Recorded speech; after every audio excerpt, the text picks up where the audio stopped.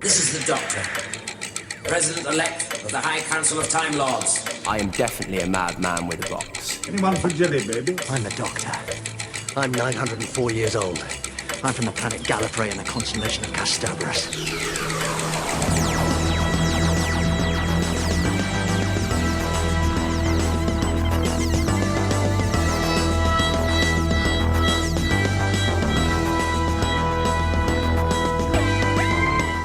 Hey Who fans, and welcome to the Big Blue Box podcast. My name's Gary. And my name is Adam. And welcome to episode 52.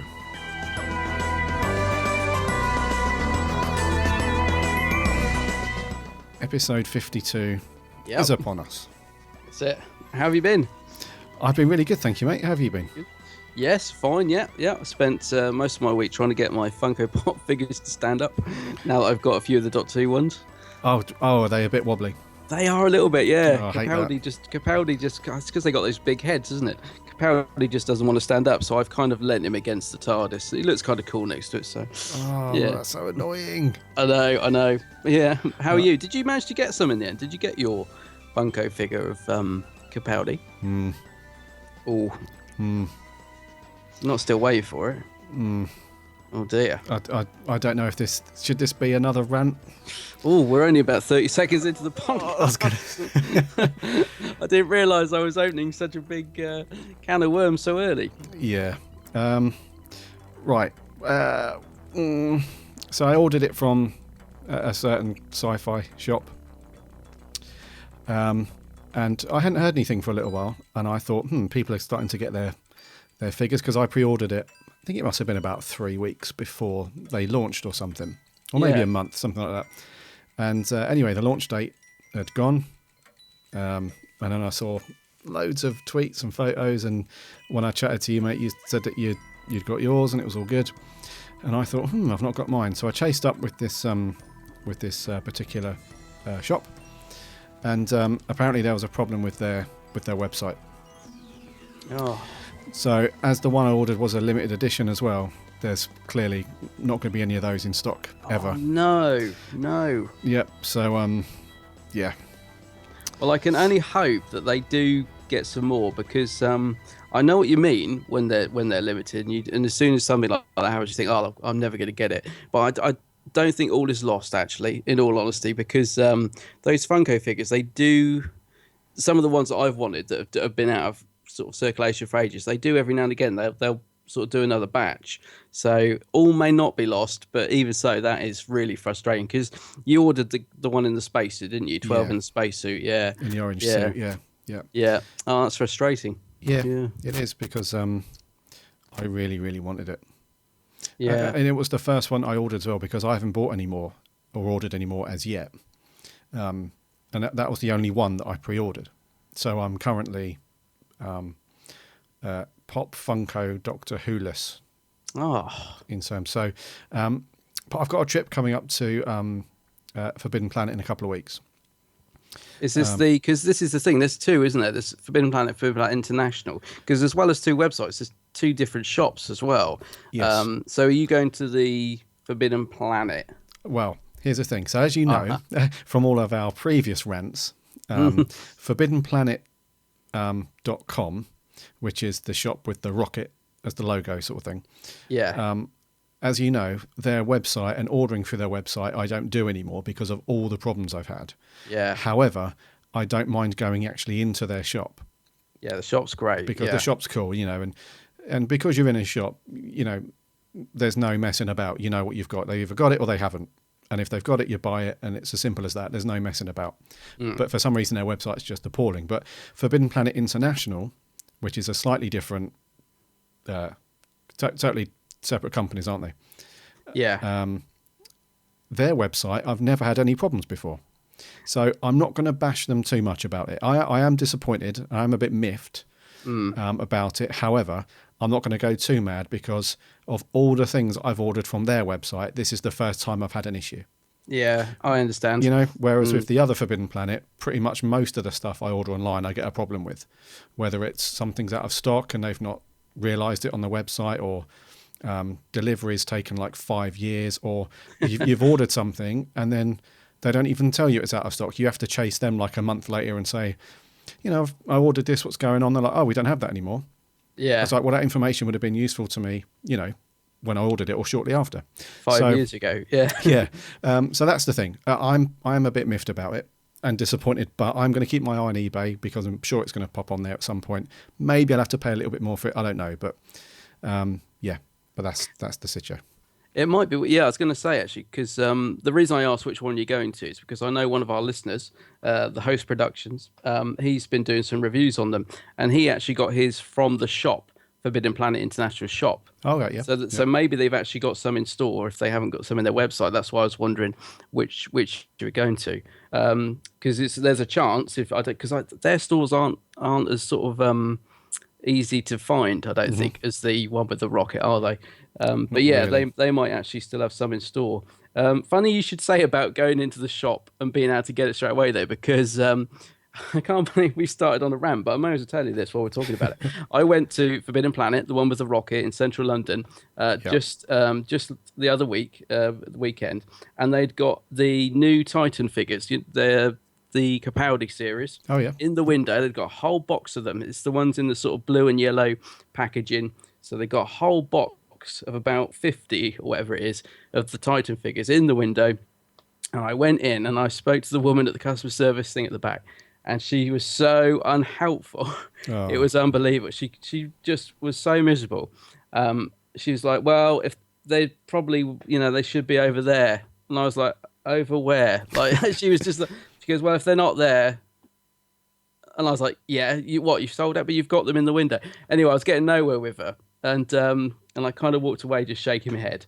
And then I went and bought a couple of other bits. And I spoke to a really nice girl. I mean, she serves me quite a lot when I go in there. So, she's quite nice. And I asked her, and then she phoned the customer service desk. And I was like, oh, no, don't speak to that woman again. Oh, and she's like, why? I said, oh, because I've already asked her. And she was a bit, she said, oh, her, like that. So, obviously, she's well known. So, yeah, it was really frustrating. I took a picture. I've got a picture of the box, of all these things that I wanted in their window, but they didn't have them on the shelf, and they couldn't be bothered to go and find one out of the store, or it wasn't on for sale. I don't know what, but yeah, I was a bit miffed about that. So I was just sort of looking at them through the window, thinking, I wanted to buy you. Oh man, I wanted to give you more of my money, but you don't want to take it. Yeah, that's the thing about Forbidden Planet. Oh god, we shouldn't continue this rant for much longer. No, we shouldn't. I can't. The thing with Forbidden Planet is they're such a strong brand, and they're such a big player in terms of all collectibles and comics and stuff. They don't really get challenged that often. And the other Forbidden Planet, the Forbidden Planet International, they haven't got a store in London that can compete with that one. So they kind of rule the nest, if you like. But the trouble with that is they're very complacent. So when you go in there and you want to talk to people about stuff, you get met with just a kind of a wall of whatever. It's like, I don't really want to talk to you. I just want to earn my money and go home, which is kind of a shame because I've been to loads of comic book stores in the past, and a few of them have kind of got it right where they will take on people who have got an interest in that stuff. Like last year, for example, when I went into, I was on holiday with the missus in Toronto in Canada, and they've got an amazing comic book store there called the Silver Snail. I love the name. Yeah, and they've got a coffee shop in there, and it's very much about the atmosphere and the experience rather than just the products. Yeah. And I must have spent, because the missus, she went off in the end, and she just left me in there. I must have spent about 45 minutes talking to the guy behind the counter, just about random stuff, about Doctor Who, Batman, Star Wars, whatever. And he didn't have to do that. He had work to do. And he was giving me pointers. He was saying, have you read this? Have you read that? Oh, you need to check this out. You would never get that in Forbidden Planet in London. No. And it makes such a difference, doesn't it? Because you walk out of that shop feeling really pleased, that you've had that conversation. It does make such a difference. It does. Yeah. Do you know, bizarrely, the last time I experienced that, it was the same day I went to Forbidden Planet. But do you know what shop that happened in to me? Oh, go on. You never guess. Was Argos. Huh? I was chatting to this girl in Argos about this Doctor Who set, and we because it'd been it been reduced half price, and it was this Dalek time set, and I was like, I don't know. I said I wanted to look at it, basically. You know, you can ask to look at it. Anyway, we ended up having a really good conversation about Peter Capaldi, Series 9, and I was thinking, now I'm thinking about it, she should be working in Forbidden Planet because she was so cool. Yeah. And I know I left there, like, I didn't buy the set, actually, has to be said, because it was all bad, and also I still think it's too expensive. But I left there, like, you know, saying, oh, enjoy Series 9. She's like, you too. You know what I mean? Left there with a big smile on my face, and that's Argos. So if they can do it, Forbidden Planet can do it. Do you know what they should do? They should do this. They should take the same approach that I don't know if any of our listeners have been to the Harry Potter studio tour. Oh yeah. Have you been to that, mate? Yes, I've been there. Yeah.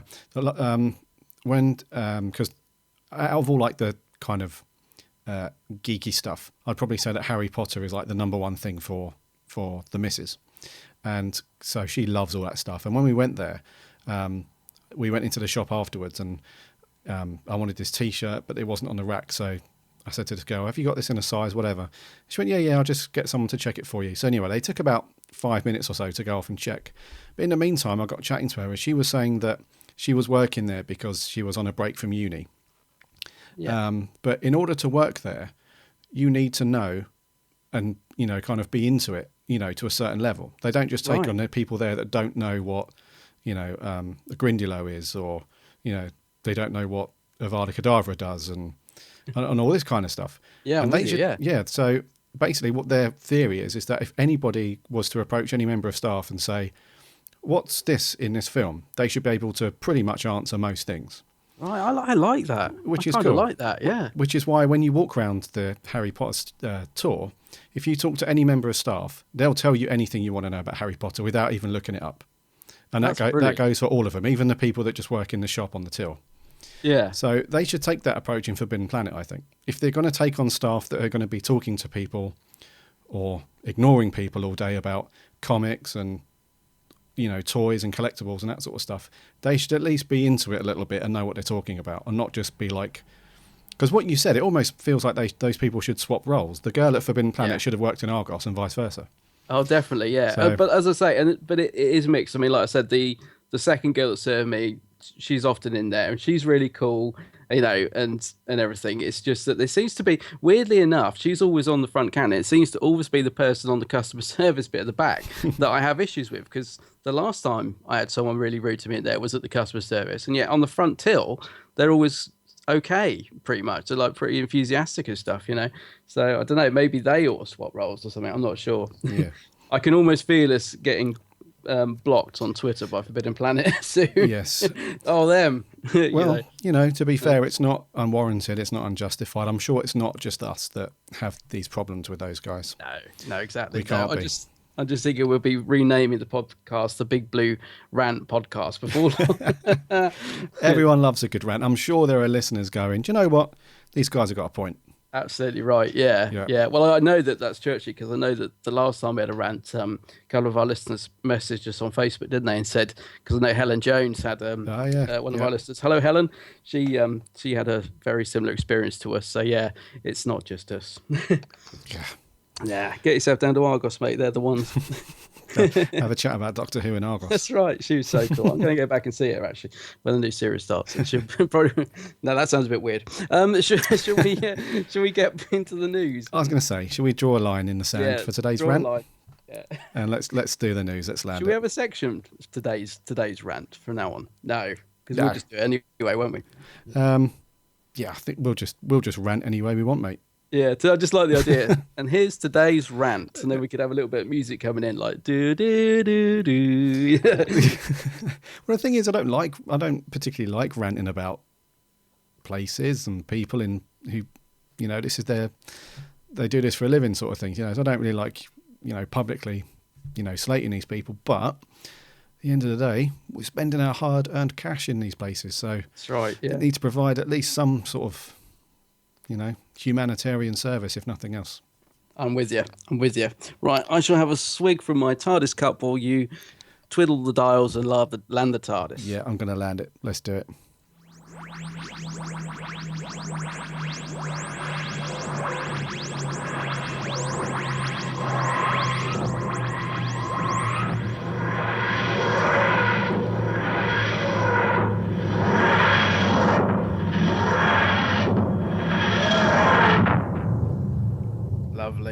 Radio. Lovely.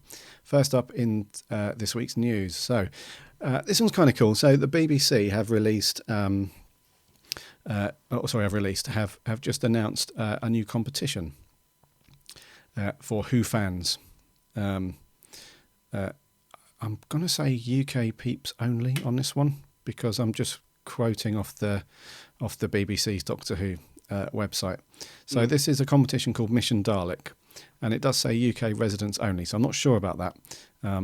However, it's kind of cool. So what they've done is they've basically charged all of the creative fans and all those peeps to come up with their own Doctor Who adventure, which is cool. And you can do this in any way that you want. So what they've done is they've given you a very rough brief to go on. So essentially, what's happened is it's a classic Doctor Who versus the Daleks storyline, and they're asking you to fill in the gaps basically. So what they're saying is, lost in space and time without his TARDIS, the Doctor is trying to make contact. The only clues as to where he is are in his 2,000-year diary located in the TARDIS core. Use these clues to create your very own Mission Dalek adventure to tell us how the Doctor comes face to face with the Daleks once again. Then it says, unleash your digital creativity. So be it video, animation, image editing, whatever you like. Use the range of clips and images we're supplying, or create your own story from scratch. Throw in animation, voiceovers, cosplay, whatever you like. Just tell your story digitally. And yeah, so they've basically just thrown open a complete blank canvas for people, really, which is really cool.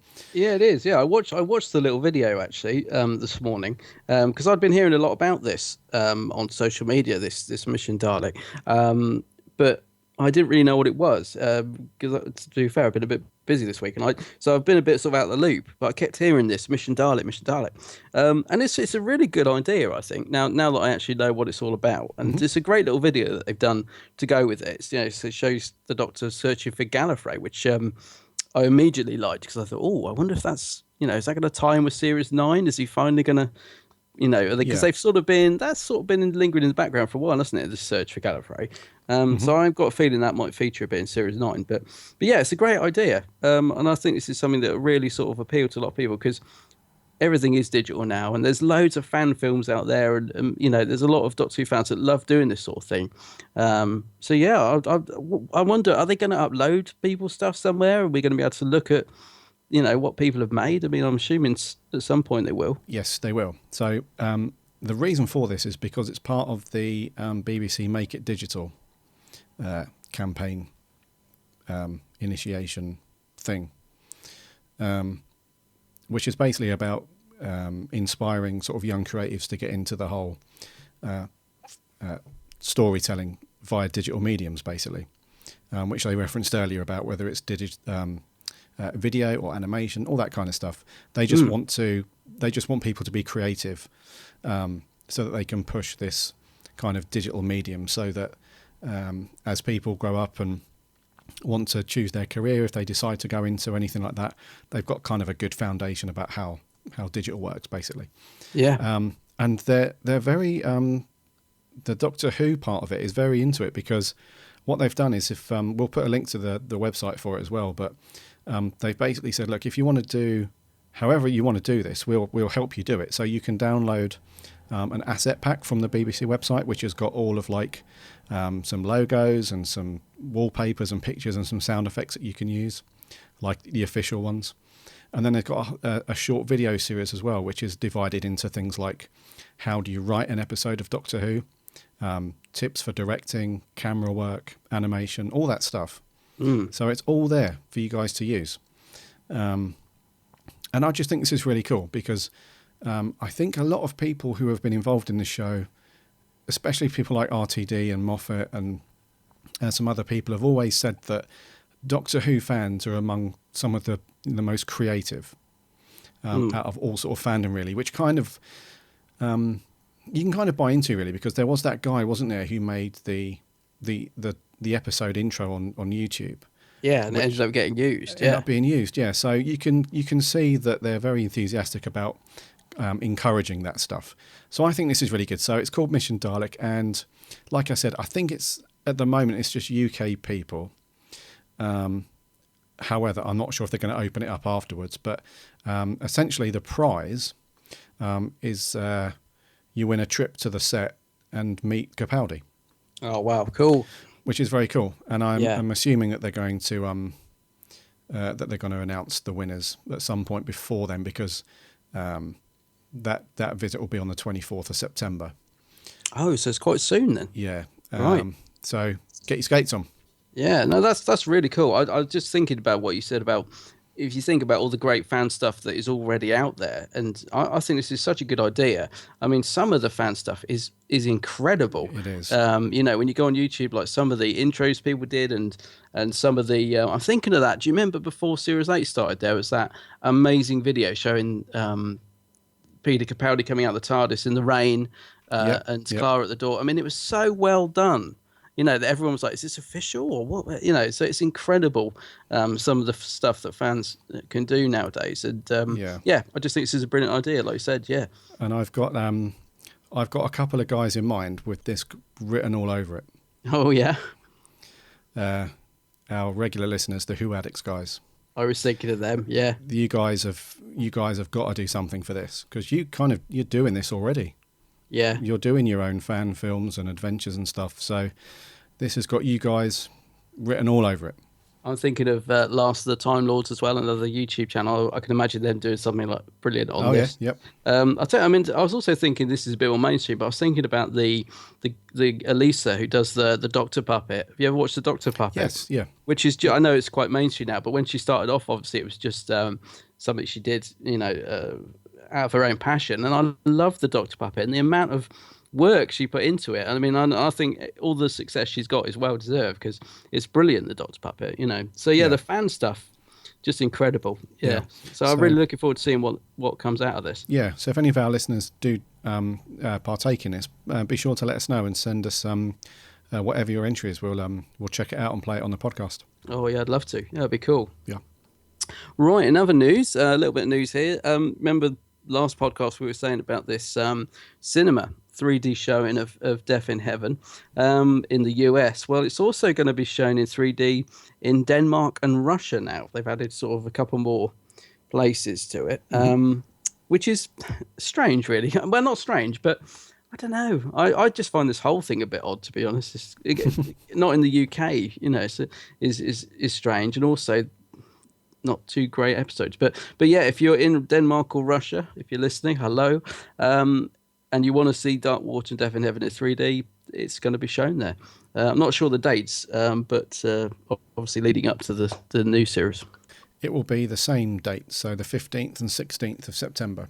Oh, right, okay. There is one of them, I'm not sure if it's Denmark or Russia, but one of them it's playing on just one night, which I think is the 16th, but on the other one it's the both nights like it is in the US. Oh, I see. Obviously expecting a smaller crowd at the other one. Yeah. Yeah. But I've got a funny feeling, I've got a small suspicion that there will be an announcement for a UK screening at some point. Do you reckon? I think there will, yeah. But unfortunately, I think the way it will go is it will just pop up somewhere. And then before everybody's found out about it, it will be sold out. Oh, I'm with you. Yeah, I can imagine that. I can see that happening. Also, you were saying, I think on the last podcast, it was coming out on DVD, on Blu-ray. And I think it's only going to be at the minute it is listed as Blu-ray, but it's a US release. Correct me if I'm wrong, but I don't think it's got a UK release date on Blu-ray yet. No, it hasn't. No. Yeah, because I saw it the other day. It sort of popped up on, you know, as a recommendation. I was thinking, oh, there's the Blu-ray, and I was like, oh no, it's Region 1. So yeah. But I'm guessing they're gonna release it on Blu-ray. I was thinking that premiere of The Magician's Apprentice in Edinburgh must be coming up very soon, because I remember saying it's about a month before the actual air date, so that must be coming around pretty soon. I think that's next week. Yeah. If memory serves, I could be wrong, but I think that's some point next week. So please, no spoilers out of any of those guys. I know us Who fans are fairly tight-lipped and good with that stuff anyway, but yeah, if we can keep spoilers to a minimum, that'd be good. And that'd be good. And also, Moffat was saying in some interview, because they were saying, who was it asked? It might have been our old mate Blog to Who, I think. Cam. Yeah, he did an interview. Cameron, yeah, he did an interview with the Moff recently. I think it was him. I might be giving him credit for something he didn't do. I'm not sure. But I read this somewhere. Anyway, the Moff was asked, why did they ever plan to put The Magician's Apprentice in the cinema like they did with Deep Breath? And the Moffat replied, no, because it's a two-parter. They didn't want to have to show both episodes. You know, they want them to be sort of seen as they are, sort of thing. So it's quite interesting that they've sort of decided to do that Edinburgh one in a way, because obviously they will only be showing the one part, and it will be, you'll have to wait a month to get to the conclusion. So it's a bizarre choice, I think, or bizarre timing. I think if it was sort of a week or two before, but a month. Yeah, mind you, you'll be absolutely well. Then you'll have to watch the episode one again before you'll actually have to wait 5 weeks, won't you, if you get to see that? You will be, yeah. But yeah, no spoilers. No spoilers, please. Next up, so this one's, I'm not sure if there's more to it than this one or if it's just a coincidence, but we've got some more set photos that have been used for Series 9. And it's a very familiar set. So cast your mind back to Series, was it 7? 7? Oh, 6. No, 6, isn't it? Yeah. Yeah, it was 6, yeah. Oh, was it? Yeah, 6. So Series 6, The Impossible Astronaut. There was a certain location that was used a reasonable amount in that episode, and it was this American-looking diner. You know the one. I know, yeah, Eddie's Diner. Eddie's Diner in Cardiff. Yeah. Anyways, the Doctor Who crew have been seen filming there for Series 9. Now, coincidence or just, is there more to it than this? Well, I think it's just coincidence, because they do tend to use the same locations a lot. So I'm gonna go out on a limb here and say it's a coincidence.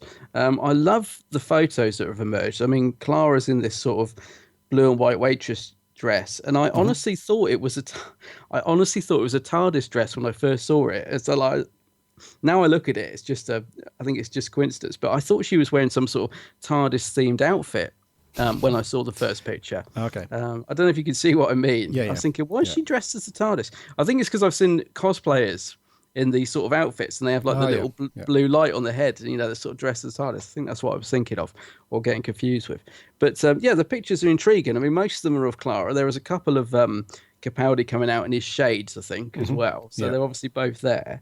But there do seem to be lots of little bits that seem to be tying into other episodes. From the sort of pictures we've seen of Series 9 so far, there's been quite a lot of little possible throwbacks and references already, hasn't there? I mean, and I don't know how many of these are going to play out when the series actually airs, but I don't know. With this one, I think it's just going to be a reuse of the place. I think of Eddie's Diner.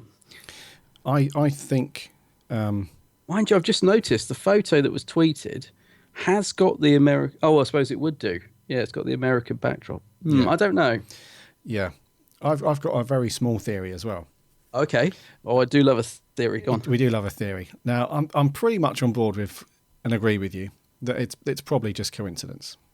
However, that photo does reveal something very tiny, but I'm not sure. So, we reported that David Tennant was seen spotted with Paul McGann and RTD and stuff. Yeah. If you look at what Clara's wearing in that photo, I'm pretty sure she's the only person since Tennant to wear the white Converse boots. Oh, yeah. Yes. She's a white Converse with a red stripe, yeah. Nobody else has worn those since Tennant.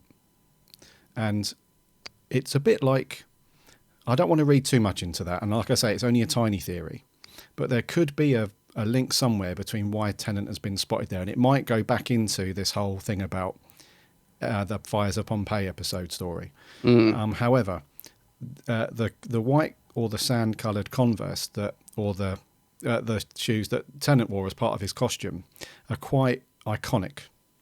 Yeah. If you know what I mean. It's a bit like the Fourth Doctor's scarf or, that stuff.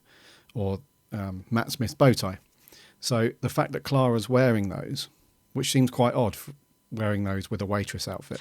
I was just going to say that, because normally I might think nothing of it, but as you pointed out, and like you said, it's if they were going to go for that sort of waitress outfit, you wouldn't think Converse as your first choice of footwear for a waitress. So that does sort of add to it. Yeah. Sure. Good. Yeah. Good So theory. I'm pretty certain that in Series 9 we're going to see quite a few little throwbacks and connections to previous episodes and series of Who. I think so, yeah. Yeah. I think Moffat's really going to go for it in this series. I just get the feeling he seems to be throwing everything into this one, including the kitchen sink from what we've seen so far. And yeah, that's all fine by me. Yeah, great pictures as well. I'm really, really looking forward to seeing this. And I'm guessing they're coming close to wrapping the series by now, aren't they? They must be if it's nearly ready to air. I think they're done.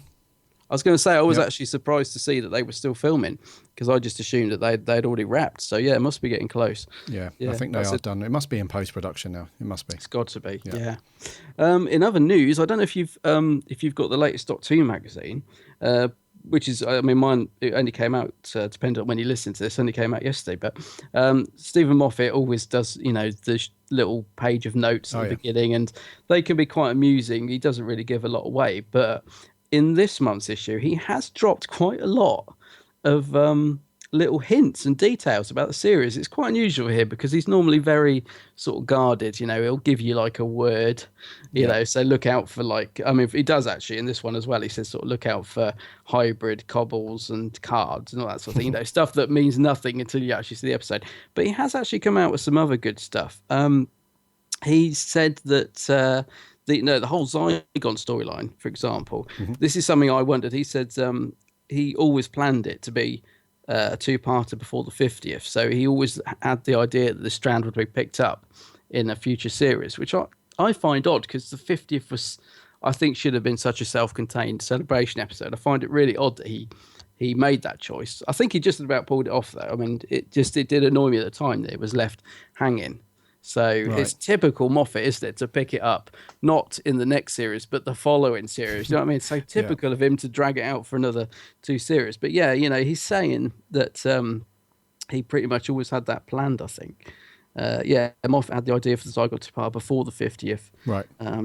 So that was good. What else has he been saying? Concept for episodes 3 and 4 was ghost plus time travel. In other words, what if you could meet your own ghost? That sounds quite interesting. It says was, though. Concept for the episode was. So does that mean they changed their mind? Oh, yeah. I don't know, but it does sound quite interesting. He's also been talking a lot about, and this always worries me when they say things like this, that this was a really tough episode to write. Like he's talking about episode 9, for example, in the notes. He says it's a tough one to pull off and very different to Mark Gatiss' other scripts. And I've heard it's going to be like a found footage type episode, which I didn't know what that meant to begin with, but it sort of means a bit sort of Blair Witch style, which personally I don't really like. I think it's been overdone, but I'm glad that they're trying to do something different, and I hope it's not going to be to Blair Witch. I hope they're actually doing something very different, and it sounds quite an intriguing episode, I think. Well, what's quite important about that one as well is that they say that it will still be in the kind of Mark Gatiss style and tone, but nothing like Robot of Sherwood. Right, which is a good thing. Because I think I think so. I mean, Robot of Sherwood was a very light episode and not one of my favourites. Not the worst, but wasn't one of my favourites from the series, certainly. So he's also talking about Series 10, and he was sort of saying that every scene ends with a cliffhanger in Series 10, which I find, again, really odd. But out of all the things he's saying, what I do like is that it sounds like they're trying new things, you know what I mean? Which is good, because I think one of the things that's easy, and Moffat said it himself, one of the things that's easy to fall into, one of the traps that's easy to fall into, is it's easy to become stale and just, go through the motions and do the same thing over and over again. And from what he's saying in these show notes, and there's loads of others as well, it sounds like they're trying lots of different things and they're trying to keep it fresh, and perhaps be a bit daring with it. And I think that's good. I think, what I mean, even if some of it doesn't get pulled off, I think it's good that they're trying to keep the show exciting and new. Yeah. Because otherwise you sort of, I think with Series 7, for example, you kind of just knew, you were just tuning in every week. There was some good stuff, bad stuff, but there was a bit of a predictability to it. And I like the fact that they're obviously trying to do something new with it, if you like. Yeah, no, I totally agree. Because I think that's possibly what happened with Series 7. Yeah, that's what I was thinking. Yeah, because it didn't really break new ground, really, for Matt Smith, and it was just kind of going along the same motions that we'd seen before. Yeah. So I hope that it's going along the same lines as what you say, that they're trying new stuff. And I mean, personally, I think this is going to be better than Series 8. I really hope so. I think it will be. Yeah. And there was some good stuff in Series 8. I mean, and there was some not so good stuff. I mean, I think in The Forest of the Night, for example, they perhaps tried to do something a bit different and fell flat as anything. But I was just looking at another note here. It says the concept for episodes 3 and 4. No, sorry. Guest star Sophie Stone's character will only speak through sign language in episodes 3 and 4. That in itself is quite unusual, I think. So yeah, all these little ideas and little things that he's sort of hinted at in the latest issue of Doctor Who magazine make for quite interesting reading, I think. Indeed. Yeah. Cool. Last up in the news before we get on to our review. So there's going to be a new series of books launching next month, which will be one of these fortnightly kind of things, which seems to be quite popular at the moment. And it's basically a behind-the-scenes look at loads of different episodes throughout each Doctor's era. So it's called Doctor Who: The Complete History. And what it is, it starts with, interestingly enough, it doesn't really go in Doctor order too much, because the first volume to be released will be the David Tennant stuff. And actually, I think there's going to be more than... Will there be more than one book for each Doctor? Yes, I believe so. Yeah, I think so. Yeah, so the first book, number 1, is the David Tennant stuff, but then number 2 is the John Pertwee stories. Number 3 is Capaldi, and number 4 is William Hartnell. So the good thing is it's not one of those things where you start at Hartnell and then you know that you've got like 2 years until you get to Capaldi. So that's a good point, yeah. Yeah, so it's going to come out staggered, which is quite cool. And essentially what it is so the first one, I'm not sure about the price as well. I mean, the first one's not too bad. It's only $1.99. And then after that, I can only go on the pre-order prices, but after that it's $6.99, and then it's $9.99 after that for edition 3 onwards. And all it does is takes a series of stories for that Doctor. So, for example, one of the Tennant ones looks at Gridlock, Daleks in Manhattan, Evolution of the Daleks, the Lazarus experiment stuff. And what it does, it just gives you a complete behind-the-scenes story about those episodes. So what it does, it gives you a breakdown and a synopsis for the story itself.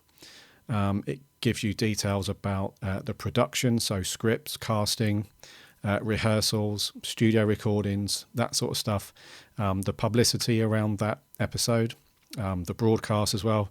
Gives you profiles and rundowns on the cast and crew, any merchandising that was released, and then any reference to anything else that appeared in novels or video games, gadgets, toys, all that kind of stuff is all contained in these books about these episodes.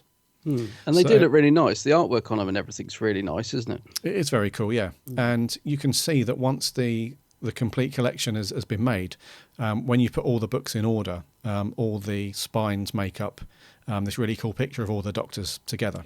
It does look good, yeah. So that looks really cool.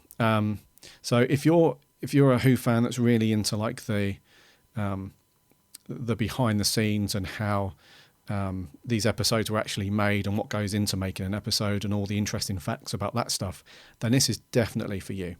Yeah. So it's going to take a while to collect them all, isn't it? I mean, it's like when I say, I think it's planned over 3 years to get the whole set, isn't it? I think 3 years, yeah, something like that, yeah. Yeah, which I suppose the money is spaced out, but if you add up all that money over those 3 years, is a lot of money. But I do like the look of these, and I am very tempted. I'm certainly going to get the first couple of issues. There seems to be some sort of confusion over the price as well, because on their Facebook page and that they are saying that issue 1's $1.99, and yet on their poster for it, it says issue 1 is $2.99. So there seems to be, it seems like they haven't quite decided on the price yet. But either way, it's cheap for first issue. Yeah. I'm definitely going to get a couple just to sort of see what it's all about, because if anything, as I say, they look like really nice books, and I know that these have sort of been lingering around for a few months because they did like a test area. One of my YouTube friends did some videos on them, and I was saying, where are you getting these, because I can't find them anywhere. And it's because they were sort of, like they often do with these things, did like a test area to see how well they sold. And Right. he was down in Middlesbrough, I think, so they, you know, he managed to get a couple, and he did some reviews on them, and they look really good. And I was sort of looking forward to these actually getting a proper full release, which they finally are in September. So yeah, I'm going to get a couple. I don't know about you. You going to get the first one? Just have a look. I'll pick up the pretty first cheap. one. Yeah, because And it's Tennant, your favourite. and it's my Doctor. Yeah, so the first one, even though it does say $2.99 on the poster, that might be if you're ordering directly with the company. You know, the company that actually produces them. Yeah. However, everywhere else it's $1.99. It's strange, isn't it? Yeah. And then issue 2 is going to be $6.99, but then every issue after that, so number 3 onwards, will be $9.99. Yeah. Yeah. So it's one of those things again where it's a lot of money over 2 or 3 years. However, it does look awesome. So It does, I don't know. yeah. We're talking at least £200. Yeah. However, you're not paying that out all at once. It's like a subscription thing. It's every 2 weeks as well. So Oh, is it? I was thinking it's every month. It's every 2 weeks, isn't it? So you'd build it up relatively quickly. You just need to pay for a new. You'd have to put up a new shelf, or I would anyway, because Yeah. it really does look cool when you see the picture of them all lined up together. I was thinking I'd love to have that on the shelf. That would look brilliant. Yeah. So yeah, I probably will get this, I think. Yeah, it does look very cool. I know a few of our listeners have been saying about it as well. I've seen on Facebook. So yeah, let us know if you're going to get it as well and what you think of it. Yeah. Cool. Does So look that's cool. that's all the news. Some good bits in there this I was going to say this month, this week. Yes. Yeah. Some very cool bits. Right, 1 second. Adam, Yes.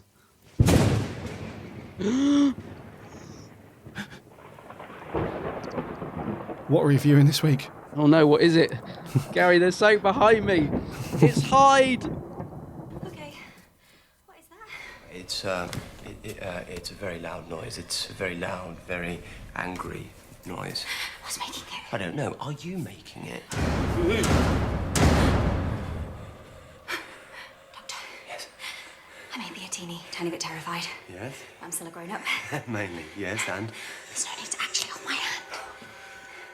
Clara. Yeah. I'm not holding your hand.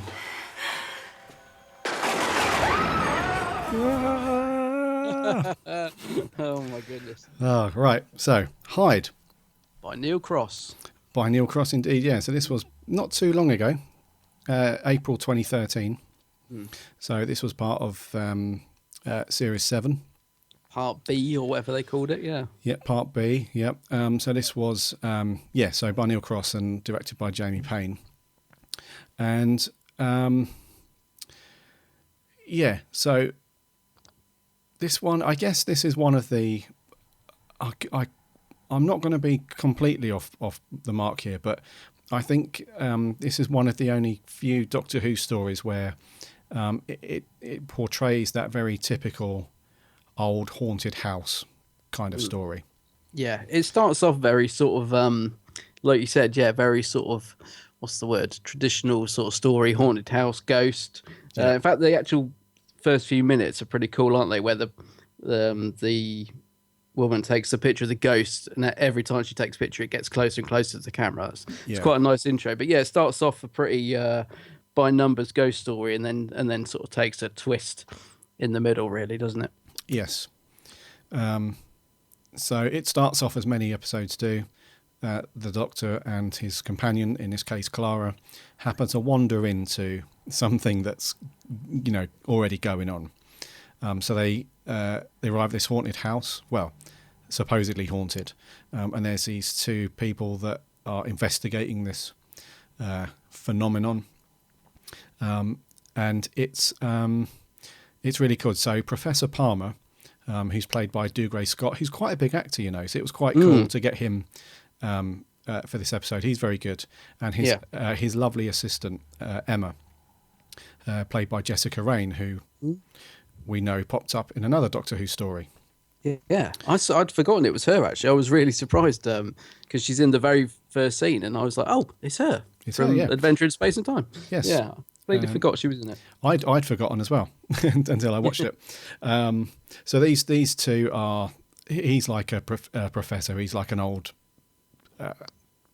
army Secret Service type of guy, but now he's a ghost hunter. By look of it, he's bought this really old, huge mansion, and his assistant, they kind of have feelings for each other, but they don't really reveal them until the unspoken, isn't it? Unspoken feelings, yeah. Yeah, typical British. Typical British, yeah. They're trying to keep everything professional and stuff, but they're obviously very much in love with each other, which is the tone of the story, really, which you don't find out until the very end. But like you say, I would say probably the first half of this episode, so the first 20 minutes or so, it is very much a typical bump in the night, you know, hairs on the back of your neck kind of thing.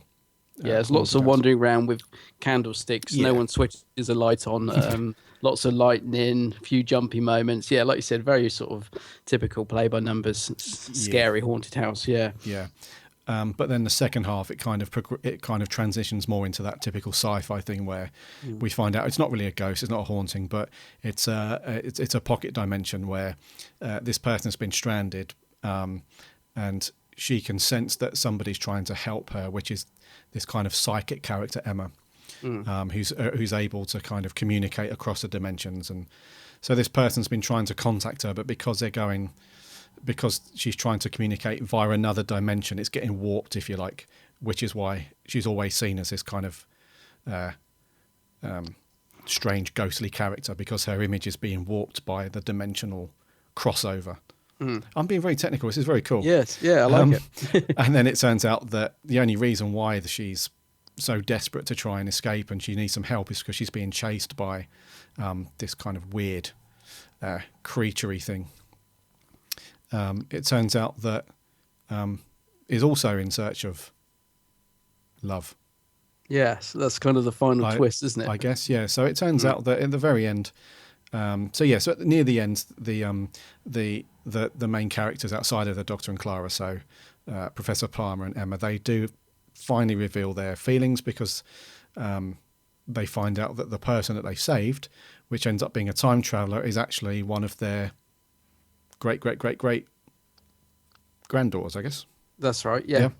And then the creature, the Doctor twigs right at the very end that the creature who has been stranded in the mansion as well has also been trying to communicate with his partner, mate, whatever, or her mate, in this other dimension. And you don't see it at the end. It kind of lets your mind fill in the gaps, but the Doctor rescues it and brings it back.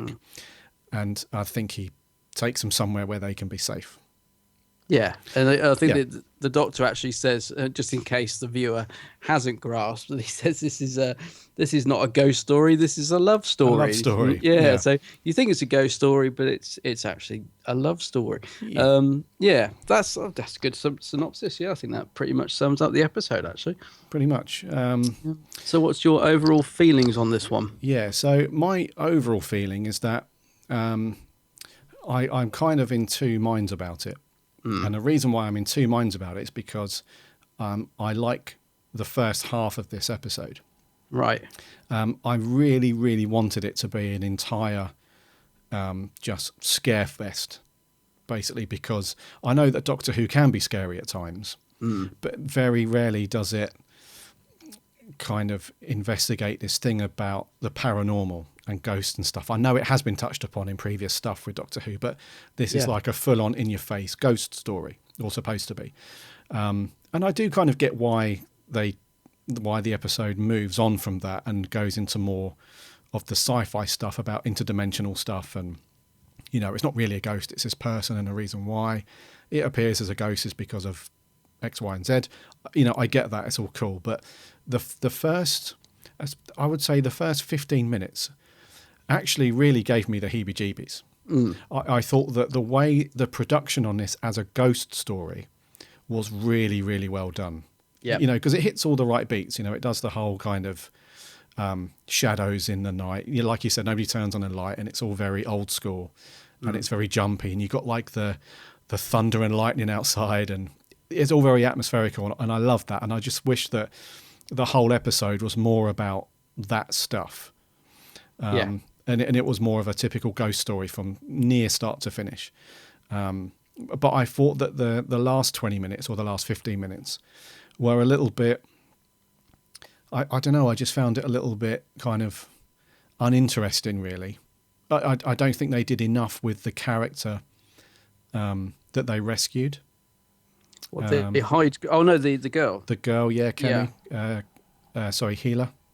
Yeah. The actor's name is Kemi Bo. I don't think they did enough with her character, because not that I think that they necessarily needed to, but I didn't really care much for that character. Because, I know what you mean. You know, because it was just a case of, right, we just need somebody in another dimension that we can save. Exactly. So, you know, they didn't really go into much about her, because she sounded like she was quite cool. She was a time traveller, you know, from her own time, all that kind of stuff. That could have been quite cool, but they just needed a person in another dimension that they could work with to explain why. Well, they could have had a few sort of shots of her, you know, sort of running from the creature, or built up a bit of suspense so you cared about her a bit, I think. Because you're right, she kind of gets brought in very late in the day, and she's quite important to the plot line, but she has about 2 lines, I think. So yeah, like you said, you don't really care, or she's very inconsequential. No, that's not a word, but she, you know what I mean? She's she's very sort of, she's important to the story, but the character isn't important enough in the story, I think, is what I'm trying to say. Yeah, spot on. Yeah. So I really like the first part, the typical ghost story stuff. It's the music's very good. Yeah, and it is quite scary. I tried to watch this last night. It was about, I don't know, half an hour before my son was going to bed, and he's 8 years old now. And he's watched a lot of Doctor Who, so he's used to the whole kind of monster thing. But I had to turn this off sort of 5-10 minutes in, because he was like, "Daddy, this is really scaring me." Yeah, it is. It's creepy. Yeah, and I thought, you know, he'll be right, because he sat next to me, and I explained to him very early on. I said, "Look, it's not a ghost. It's just this lady that's trapped, and she's trying to get home, or she's trying to get somewhere. And the doctor's going to rescue her. It's all going to be happy." But and he turned to you and said, "Dad, spoilers." Well, no, he was quite cool, because I did say to him, right, this one's kind of about ghosts. I said, but it's not scary, so I don't want you to be scared. And I tried to explain it briefly without spoiling it too much, and that just did no good, because after 10 minutes he was just crapping his pants.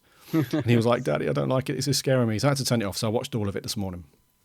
But even I was quite creeped out by it, because the way that, especially when they've got the huge pin board with all the photos that they've taken of her, some of those photos look really scary.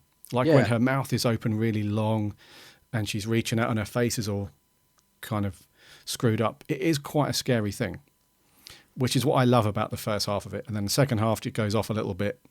So overall, I did think it was quite cool. I do like this episode, but it just kind of, it goes off in a way that just bores me a little bit in the last half. What about you?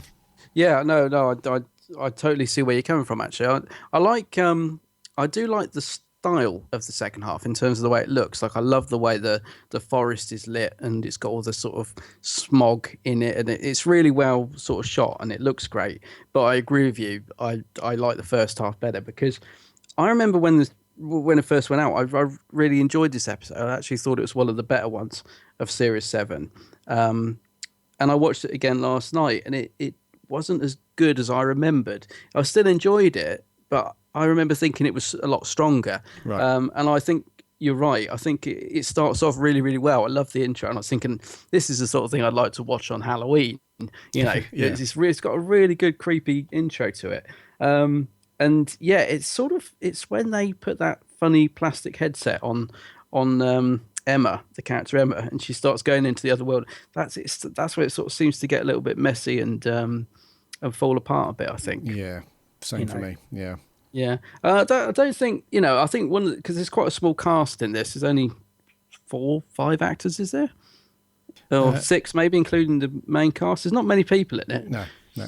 So it's quite a small cast, and I think it actually works in its favour because I think the two main, obviously Matt and Jenna, but I think the Professor and Emma. So what's his name? Dougray. Scott.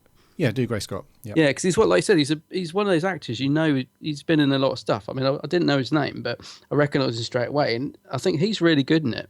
And I think Jessica Rain's good in it as well, and they make for quite a good pairing. They're quite sort of, I don't know. I do believe them. I think because they got all this old equipment around them, and I think they play the parts quite well. Yeah. But I think they needed to because, as I say, there isn't any other real cast in it, so they've got to be good in a sense because otherwise it really would fall flat.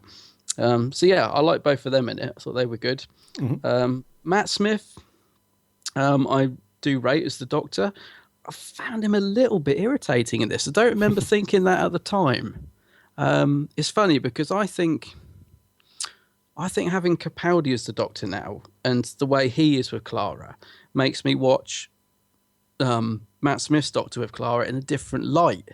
And there's nothing I can do about it. They almost seem childish to me compared to the Capaldi and Jenna Coleman relationship. Does that make sense? Yeah, I know what you mean. Like I was watching it yesterday, and they were sort of almost sort of bickering, and her character seems totally different in this to me. Like she doesn't seem very confident in her performance. She sort of does more towards the end, funny enough. But there's lots of scenes in this where they're both quite childish, and that didn't sort of work for me particularly this time. I didn't think that when I first watched it, but I just think it's because the series has sort of evolved a bit since that. Now when I go back and watch these, I kind of find it a little bit kiddie. But that is more the second half because, as I say, the beginning to this certainly isn't kiddie. You know, it's anything but. Yeah. But yeah, I don't know. They're both. I thought the two guest supporting characters, Professor and Emma, really good.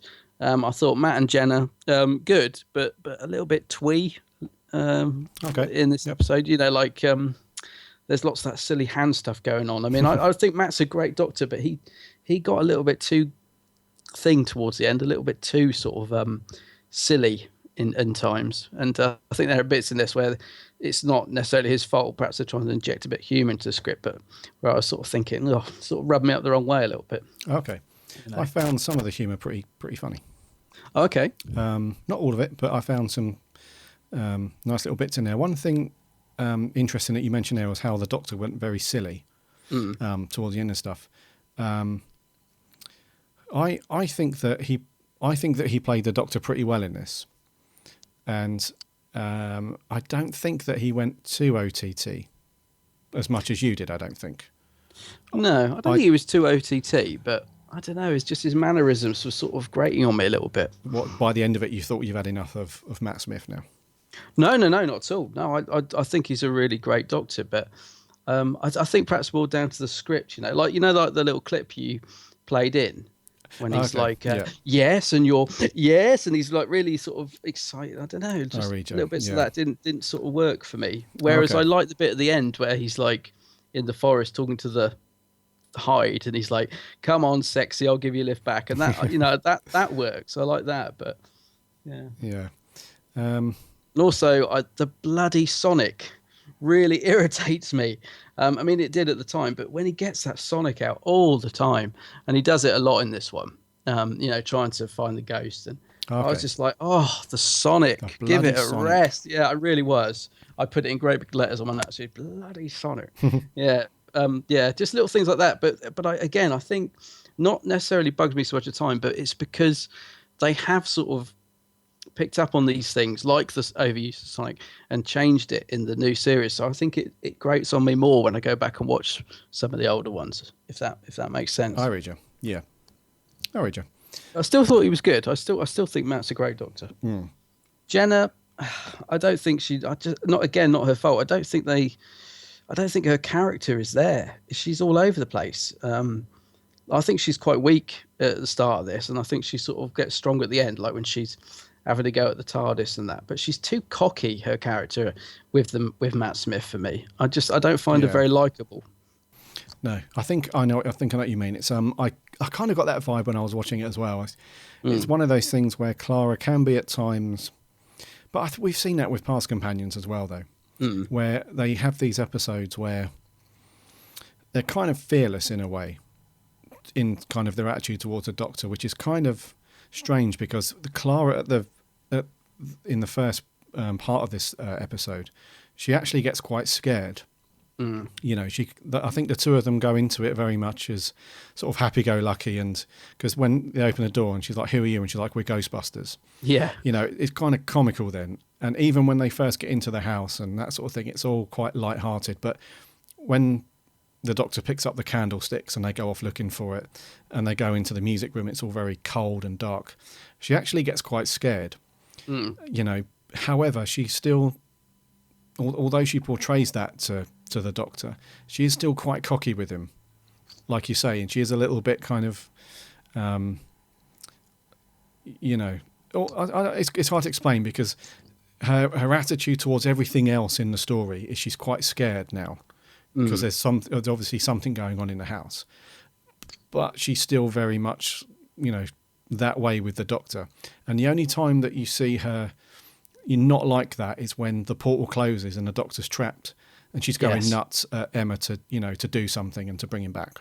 Yeah, that's what I meant about her being stronger in the second half of the episode. She suddenly comes into her own and is a much stronger character, Yeah, so she is, I know what you mean. Again, that goes back to what I was saying earlier about it is very much a story of kind of two parts, really. The first part is this way and the characters are like that, but then from pretty much bang on halfway through and onwards, everybody kind of changes a little bit and you know, it does mix up. But the other thing I thought about this episode as well, because obviously we're watching it as a self-contained episode rather than a series, and I haven't watched much of Series 7 for quite some time, and there were bits in this that, and again this is a slight problem with the Moffat era, if you are just watching an episode as a self-contained episode, there were bits in it that weren't making sense to me. So I was thinking, it seems there are conversations between the Doctor and Clara where it's almost as if it's her first trip in the TARDIS, and I couldn't work out why, because I was thinking, well, hang on, this is part B of Series 7. So she's already... do you know what I mean? There are there's a couple of bits where she's asking him stuff and she's like saying, "Oh, the TARDIS doesn't like me." And is there a reason for that? Because I honestly can't remember. I know that the Doctor keeps taking her home at the end of every episode, which really annoyed me. I never got the idea of that. But I know that he keeps going and picking her up every sort of week or whatever in Series 7, doesn't he? He just keeps dropping her off and she goes and looks after the kids for a week and then he picks her up. So I don't know if it's that, but there were a couple of bits in this where I was unclear what was going on. It's just, I was thinking, this isn't her first trip in the TARDIS, is it? I said, I don't know. I wish I'd written down what she said now because I can't think of the example, but perhaps you know what I'm talking about. It's just, there's a couple of bits where she's sort of asking him stuff as if she's never been in the TARDIS before and stuff like that. And then at the end of it, she's flying the blimmin' TARDIS. I mean, that's the other thing I couldn't work out. I'm guessing the TARDIS is helping her. That's the only thing. Yes. But how is she able to fly the TARDIS at the end? Well, I don't think it's her flying it. I think she's just holding on. Right, because the TARDIS is like really, you know, going for it and she's being thrown around a little bit. But I think you are right in that it does come across as if this is like one of her first episodes with the Doctor. Yeah, it does. Because she is asking, I can't remember exactly what she's asking the Doctor, but she's asking him things about the TARDIS, which she probably should know at that point. And he's saying to her, you know, the TARDIS is, you know, whatever. And there's that scene as well where she's outside and she can't get into the TARDIS. Yeah, because it doesn't like her. Was that ever explained? No, and I'm not sure. It's kind of, it must allude to this whole thing about, you know, the TARDIS is alive and that sort of thing. Because I remember liking that at the time. I remember thinking, oh, what's this? The TARDIS doesn't like Clara. I remember thinking, oh, you know, where's that going? I think somebody did. I'm sure somebody's correcting me because I've asked this before. Did we ever find out? And I'm sure somebody listening will tell me because I'm sure somebody did say yes. It's because, but it was never made that clear to me. I still don't know the answer to it. I'm thinking. I remember the scene I'm talking about. Actually, it's when the Doctor's going back and taking lots of photographs of the Earth, and then he gets to the Earth when it's obliterated, and Clara suddenly gets really upset about it and says, this is the end of Earth and I'm just a ghost to you. And I think it was all that. It was around that scene. I was thinking, well, what's going on? She's been travelling with the Doctor. She knows what the TARDIS does. Why is she having a meltdown over this? And it didn't make sense to me. And I don't know if it's because it ties in with the rest of the series, because I honestly can't remember. I haven't really watched it that much, Series 7. But it sort of did take me out of the story a bit. Yes, that's when she kind of, I think there's like a realization really that she probably, suddenly clocks that, the Doctor is a constant, whereas his companions are kind of relative. Yeah, I suppose. yeah. Like he's always going to travel, he's always going to do that, but companions sort of come and go.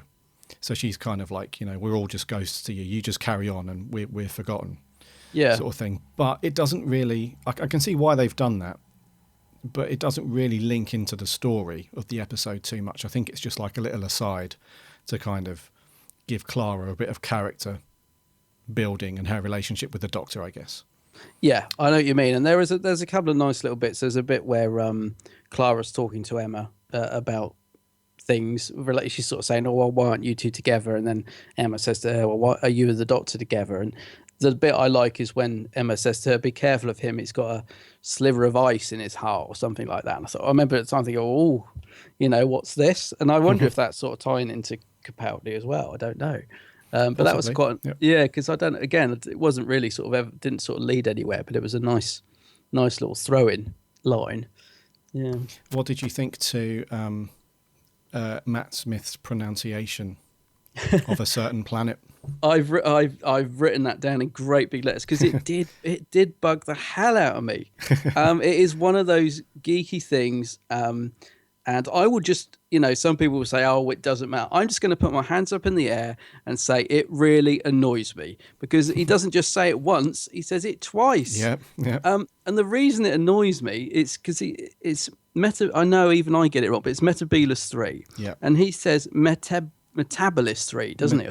Metabolus. Metabolus I tried to 3. write it as he says it in my notes. Metabolus, he says. Yeah. Metabolus 3, I think is how you say it. I mean, again, I could be wrong, but it annoys me that so much because if you're going to go to the effort of putting in a reference like that, for goodness sake, get it right. Yeah. Do you know what I mean? There's no point in even being there if you're going to say it wrong. And it is. I know some people would just be thinking I'm pathetic and silly, and it doesn't matter, but it does. It bugs me. I just think they should have had somebody just saying, "Now, hang on, we've got a reference here to a Third Doctor story. We better make sure we're saying it right." Do you know what I mean? Yeah. And Moff, when he's watching it back, is he not there?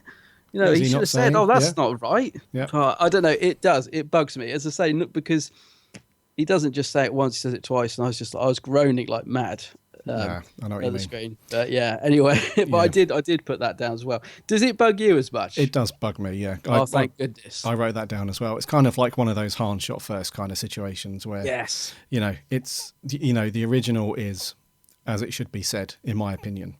And you're right; it's probably nothing to get too put up about, but as a fan, these things, all the details matter, I guess. It does, because it just makes you think that it's no point. He may as well not say it, because it's just pointless. It's almost like I almost compare it to when they brought the series back. If Chris Ferguson had sort of said, "Make sure we get to the TARDIS," you'd be saying, "No, it's TARDIS." It's like you just if you're gonna have these things in, you've got to get them right. No, or it's no point. But I'm glad you mentioned it. Yeah. Yeah.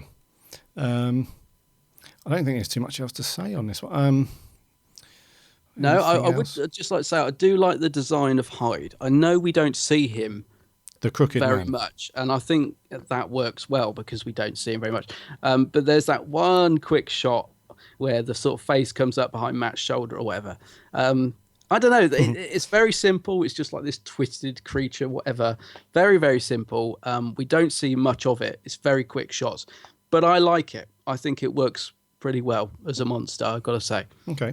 Yeah. It's not too bad. It's very simple. It's very simple. Yeah. It looks quite complicated up close, but in essence, it's just a kind of deformed, clay-like, gooey-looking thing. Does the fact that he's trying to get to, he wants to lift back to get to his. He needs a cab ride back. That's right. He needs a cab ride back. So he's got a female Mrs. Hyde. Does that bother you? Because I know a lot of people don't. They thought that was a real unnecessary little bit at the end, and but to me, call me an old romantic, but I actually don't mind. I think it's quite sweet that he's actually trying to get to another, to Mrs. Hyde, and I'm sure there are people out there listening who go, boo, hiss, what are you? But it doesn't bother me at all, that ending. Yeah. But I know some people it does. Do you think it's a bit sickly? Or do you think it's all right? Yeah, I wouldn't say it's a bit sickly. I think the episode wouldn't be any less enjoyable without it. Yeah. Okay. So, and it doesn't detract too much, and it doesn't take up that scene at the end where he goes off to rescue that one and bring it back. It doesn't really take up too much time. It's only like a minute and a half of that whole thing, because you see him put the harness on, dive through the portal, run around. Yeah. TARDIS swoops down. It's not even a minute and a half. It's probably like under a minute, but I don't know. It's pretty harmless. I don't mind it. I don't mind it. I know a yeah, lot of people do have a problem with it, though. I bet Mrs. Hyde's a right stunner as well. Right, stunner. Yeah. Yeah. I don't think there's too much else to go on with this one. No, I think overall it's because Series 7 is a bit of a bumpy ride, isn't it? Parts 1 and 2, they're a bit hit and miss. Yeah. For me, this is one of the better ones. I don't think as I say, it didn't quite live up to being as good as I remembered it. But I still think it's a fairly decent episode. I don't think it's a fantastic, but I do think it's decent. Okay. Certainly better than Neil Cross's other effort, the Rings at Akatan. Or whatever it's bloody called. hell! Yeah. One day we haven't done that, have we? One day. One day. And 3 times I watched that to try and. Anyway, no, we'll do that another time. But but I certainly think this is a much stronger episode from him. Okay, let's get on to scores. Okay. It's you first this week, buddy. I'm going to go for 7 out of 10. Well, that's easy then. Snap. Okay. Yeah. It's just a straightforward. I wouldn't go any less than that. I wouldn't go any higher. It's just a decent watch. It's just straightforward, easy enough watch. Yeah, same as. Nothing I hate about it apart from the Metabolist 3 pronunciation. Apart from that, there's nothing I particularly dislike about it. I think I have to be in the mood for it. It's not an episode I would sort of look through the box sets and think, Hyde. It's not one of those episodes. But if I'm in the mood for it, like on Halloween or whatever, I think it's perfectly decent. Yeah, I agree. Cool. What did you guys have to say over on Facebook? So there's you guys had some really long comments. They went to town. On this went to town on this one. Yeah. I'm going to pick out some of the bits from each one. So Ryan Anthony, he's put, in my opinion, Series 7 is very underrated.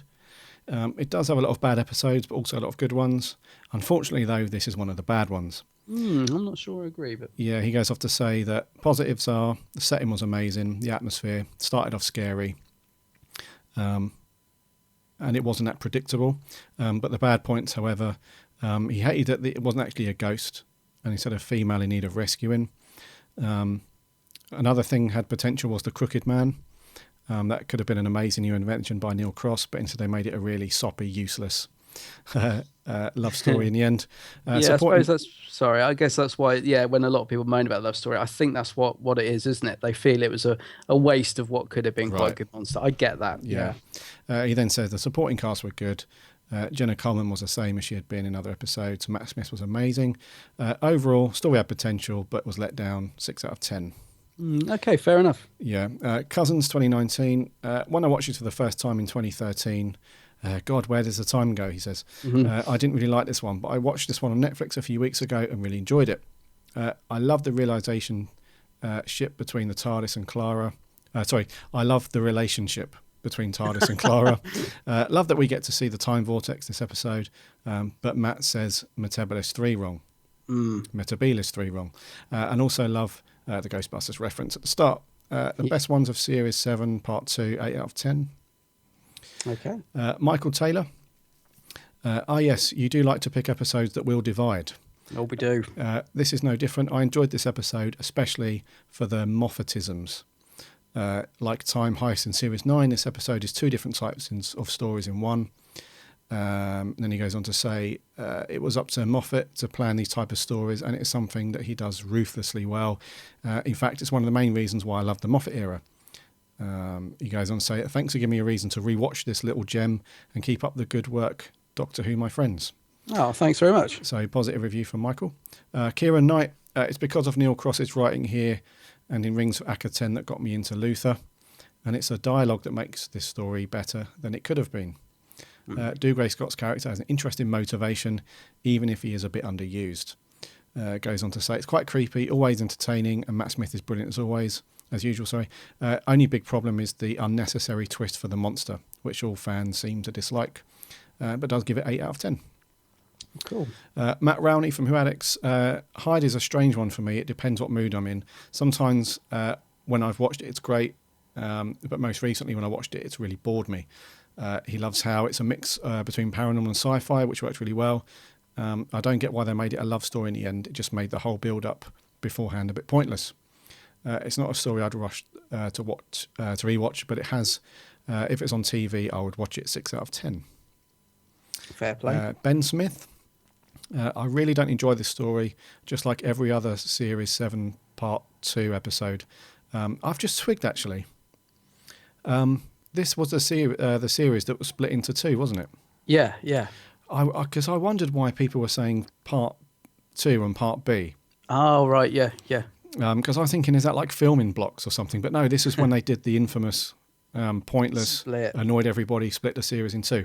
That's Anyway, right. he goes on to say the revelation that the ghost is just some woman completely makes the first quite promising 20 minutes pointless.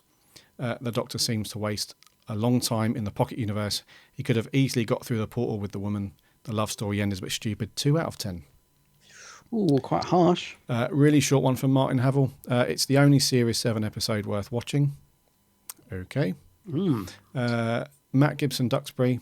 Good characters and very good setting, but a terrible twist at the end of the episode, which is a monster is in love. The hell with that monster should be allowed to eat people, not love. A poor 5 out of 10 for me. Okay. Finn Walsh. It's a decent episode, nothing special about it. 6.5 out of 10. Okay. And Jay Kent. I found this genuinely creepy and intriguing. I do feel like episodes with this quality in Series 7 get overlooked when it's compared to things like Cold War and dinosaurs on a spaceship. There was a sense of mystery with the added creepiness, even with the monster in love ending that too many episodes run into time heist. I can't hide that it's my favourite from Series 7. And then she replied to herself a bit later on, I didn't rate it. Oh God, I don't know, 8 out of 10. I love the fact you just called Jay she. It's a guy. Jay, very sorry. He has got very long hair, though. I'm very sorry. Yeah. I did know that. I'm sorry, Jay. He'll love that. Sorry, Jay. For those of you, I was going to say, for those of you that do hate the love story monster, perhaps what you didn't see was when Matt Smith does take it back to meet Mrs. Hyde, is that he immediately bites her head off and ruins the whole mansion. If it makes you feel any better. I had a couple on Geek's Handbag, a couple of comments. We had Robert Lithgow simply says, boring. Oh. So not a fan. And Andy Frankham-Allen says one of the 2 best episodes of Series 7B. Very different, and I especially love the lack of complete resolution at the end. The adventure goes on. Yeah, that's a good point, actually. Mm-hmm. Jace Howes, 500-year diary says, have only seen it once when transmitted, but loved how creepy it was, and one of the better stories of that series. Okay. Harry Westergaard says, I find this one quite forgettable and haven't watched it since it first aired. I remember liking the period stuff, but I felt like the episode fell flat as a whole. The weaker of Neil Cross's 2 stories, in his opinion. Don't know about that, Harry. George Coppen, he says, I remember going into this episode thinking it was going to be average episode, and it was so much better than I expected. The Crooked Man is creepy, and the world where he lives is excellent. He's given it an 8 out of 10. Daniel Seligman says, I kind of enjoy this episode. I think my feelings for this episode change every time I watch it, but I enjoy the creepy tone and the ghost story. Overall, this is one of the Series 7's better episodes. 7.5 out of 10 from Daniel. Cool. And got 2 more. We've got Thomas Andrew Evans. He says, Series 7, yawn. In all fairness, this episode is one of the better ones from Series 7. I mean, come on. It could be worse. It could be Love and Monsters or The Wedding of River Song. Ooh. Yes. Well, we still got to do the wedding. Hayden Boyd finally says, I really enjoyed this episode, especially the creepy tone that runs throughout it. My only negative is the end where it's revealed that the crooked man has a girlfriend. LOL. Yeah. So, yeah, I think we're pretty much all on board, actually, aren't we? Yeah. Yeah. Pretty much all Pretty on board. much. Quite similar scores for people that liked it, around 7 and 8 out of 10s. People that didn't like it, looking at a 2. Lowest score there. Yeah, that's the good. lowest. So, yeah, that was Hyde. What are we doing next week, buddy? Next week, we're going to see the governor, that is Peter Davison, and his old friends, the Daleks. So we're going to be reviewing Resurrection of the Daleks, the Peter Davison story, which, yeah, is going to be interesting. That's going to be another interesting one. It certainly is, yeah. Yep. I always get the two titles mixed up, Resurrection and Revelation. I had to quickly look beforehand to make sure it was the Davison, not the Baker, because I really want to do the Baker one as well, actually, at some point. That is going to be another one that will cause a lot of good debate. But yeah, next week, Resurrection of the Daleks. Give us your thoughts on that one. We'll put the picture up Coolio. For you to do that. Yeah. And I think we are done for this week. Yes.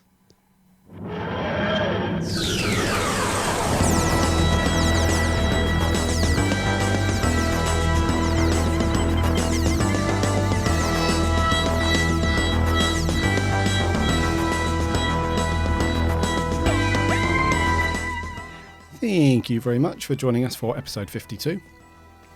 It's been great talking all the news with you guys and going through our review of Hyde, which we gave 7s for, which is quite reasonable, I would say. Yeah, certainly not that bad. Fairly reasonable. Right, trivia. Last week we asked you, by what names do the Doctor and his companions call themselves in the Hartnell episode, The Gunfighters? We had a couple of people. We had Thomas Andrew Evans and Jeff Waddle. All got it right. It was Dr. Calgary, Stephen Regret, and Dodie Dewpoint. Very well. I've just got to say actually as well. I'm not being pedantic, but I don't want Jeff to unsubscribe. His name's Waddle. Waddle. Oh, yeah. Man. And he'll be throwing things at the screen. It's Waddle. It's Waddle. Jeff Waddle. As we're talking about how it's pronounced, yeah. So it's Waddle. Those I only remember because I remember he said it rhymes with model. So every time I see Jeff's name, I think of he's a model and he does. So that's the way to remember it. I'm not going to. Hello, Jeff. By the way, I'm not going to dig a hole anymore. Let's move on. So those guys got it right. Thank you very much. Question for this week is: which publication does Sarah Jane Smith work for? Ooh, yeah, good one. Just jump onto Twitter and Facebook. Give us your answer. We'll read them out next week if you got it right. So until then, remember to check out Adam's YouTube channel and Facebook page for the Geeks Handbag. Just do a search for that, you'll find it. All good stuff on there. Otherwise, jump onto the our website, which is abigblueboxpodcast.co.uk, and from there you can listen to all the previous episodes, and it links off to Twitter, Facebook, Instagram, all that stuff. And there's also links on there to subscribe in iTunes as well, which would be awesome if you did. So join us next week. Our review will be Resurrection of the Daleks. Until then, my name's Gary. And my name's Adam. And remember,